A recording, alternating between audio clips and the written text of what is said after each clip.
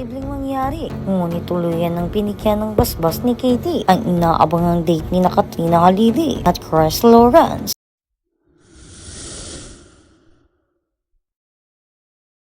Nabulabog ang buong mundo ng showbiz at tila huminto ang pag-igot ng online world matapos kumalat ang isang nakakagimbal ngunit labis na nakakakilig na kaganapan na nag-uugnay sa mga dating magkasintahan na sina Katrina Halili at Chris Lawrence sa isang industriya kung saan ang mga hiwalayan ay madalas na uuwi sa matinding alitan at walang katapusang bangayan sa korte. Isang malaking sampal sa mga kritiko ang ipinakitang senaryo ng dalawa. Ang inakalang tuluyan ng ibinaon sa limo na pag-ibigan ay muling nag-iwan ng malaking katanungan sa isipan ng publiko nang mismo ang kanilang anak na si Katie ang nagbigay ng matamis na basbas upang matuloy ang isang inaabangang date ng kanyang mga magulang sa isang sikat na live broadcast. Sinubaybayan ng libo-libong tagahanga. Kitang-kita ang matinding paghahanda ng sikat na aktres para sa nasabing gabi. Tila isang dalagang muling umibig si Katrina habang abala ito sa pag-ayos na kanyang sarili. Naglalagay ng makeup at tinitiyak na perpekto ang kanyang hair extensions. Ang nakakagulat pa rito ay ang labis na pagtutugma ng kanilang mga kasuotan na tila ba pinag-isipan at linano ng maigi upang maging perpekto ang bawat detalye ng gabi. Sa gitna ng nakakatuwang kaguluhan sa loob ng bahay, kabilang na ang makukulit na eksena kasama ang alagang aso na si Peanut. Isang hindi inaasahang tanong ang nagpatigil sa lahat at tuluyang nagpakilig sa mga manunood. Nang marinig ang boses na nagtatanong kay Kitty kung ayos lang ba na ilabas nito ang kanyang ina para sa isang date, isang mabilis at inosenteng pag-oo ang isinagot ng bata. Ang simpleng sagot na ito ay nagdulot ng matinding pagsabog ng emosyon mula sa mga tagahanga na matagal ng umaasa muling magkakabalikan ang dalawa para sa isang batang lumalaki sa isang komplikadong sitwasyon ng pagiging sikat ng mga magulang. Ang matamis na pagpayag na ito ay hindi lamang isang simpleng salita, kundi isang malalim na manifestasyon ng kapayapaan at pagtanggap sa kasalukuyang estado ng kanilang pamilya. Ipinapakita nito sa kabila ng mga pinagdadaan ng bagyo at kontrobersya ng mga magkasintahan noong nagawa nilang palakihin si Katie sa isang kapaligiran na puno ng pag-unawa at walang halong pait.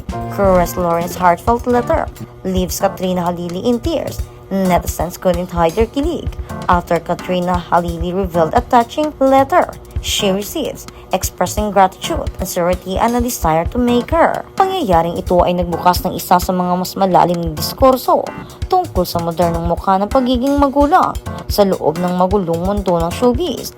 Matagal na pinasa ni Katrina ang imahe ng isang matapang at nag-iisang ina na kayang itaguyod ang anak nang walang inaasahang tulong mula sa iba. Subalit, ang pag-eksena ni Chris Lawrence sa buhay nila sa ganitong sitwasyon, ang kapayapaang paraan ay nagpapatunay na ang tunay na pagpapatawad at pagkakasundo ay posibleng alang-alang sa kaligayahan ng isang anak.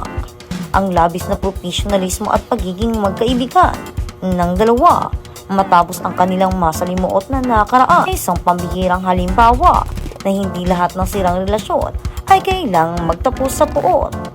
Naiiwan ngayon ng publiko na nag-aabang at nagtatanong kung ito na ba ang hudyat ng tuluyang pagbabalikan ng dalawa o isa lamang itong patunay na ang isang pamilya ay maaari pa ring maging buo sa puso kahit hindi na magkarelasyon ang mga magulang. Anuman ang tunay na kahulugan ng nasabing date, isang bagay ang tsak na tumatak sa isipan ng lahat. Ang ngiti at pagpayag ni Katie ang pinakamahalagang silyo ng pag-aproba na higit pa sa anumang opinyon ng publiko o dikta ng lipunan. Ipinapakita ng pamilyang ito na sa huli, ang kaligayahan at kapakanan ng anak ang palaging mananait at magsisilbing tulay upang muling maghilom ang mga sugat ng nakaraan. At sa kabilang banda, Chris Lawrence bumalik na sa piling ni Katrina Halili at Katie.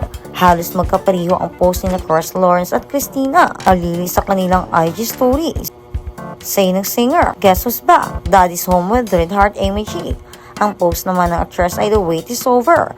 Welcome home Mr. B. Pero tuloy ng pinsan niyang si Shena Halili.